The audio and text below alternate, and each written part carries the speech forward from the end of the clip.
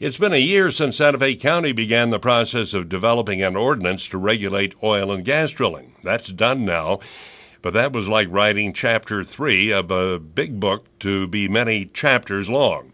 The entire book they're creating is a master plan for Santa Fe County, a book of many chapters. County officials held a series of public hearings called charrettes to see what residents would like to see in that overall development plan. Now that those meetings have ended, they created a long report on summarizing those comments. KSFR's Marion Cox has followed these county issues for the past year and is with us. This is a huge report, more than 70 pages long. What do you make of it?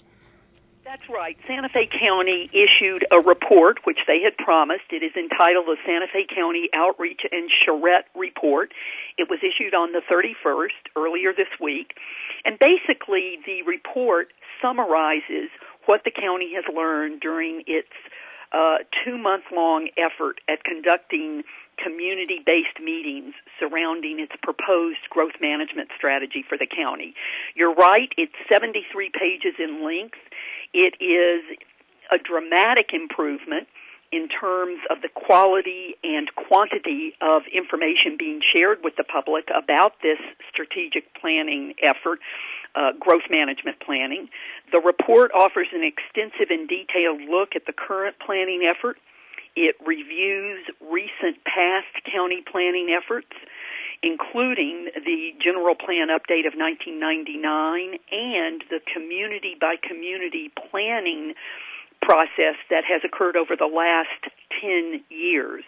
And it also lays out a very clear process for how the county plans to move forward to conclude this growth management planning effort. Now, county officials spent a lot of time years ago doing community plans, community by community. Does this incorporate those? Are they mentioned here? Are they going to be tossed out or included? Well, the report, in fact, does mention those community-based plans, and it states, in fact, that all community plans and ordinances will be incorporated into the new general plan and the Land Development Code updates, which in essence will be the regulations that follow after a formal growth management plan has been approved.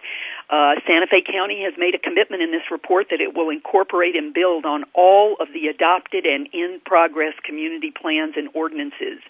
And that's really an interesting commitment they've made, because one of the other key points made in this report, and something we heard when we attended the community planning meetings in February and early March, was that one of the reasons the county wanted to move forward aggressively with a brand new general plan was because there were so many inconsistencies with existing laws, ordinances, and regulations, and they needed to really bring everything under one umbrella and eliminate redundancies and inconsistencies.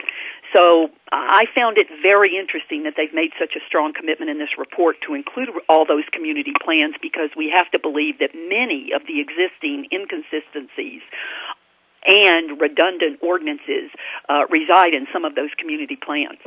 This is a report of those community meetings called charrettes. It does incorporate some community input about things that members like and don't like to see in their surrounding areas.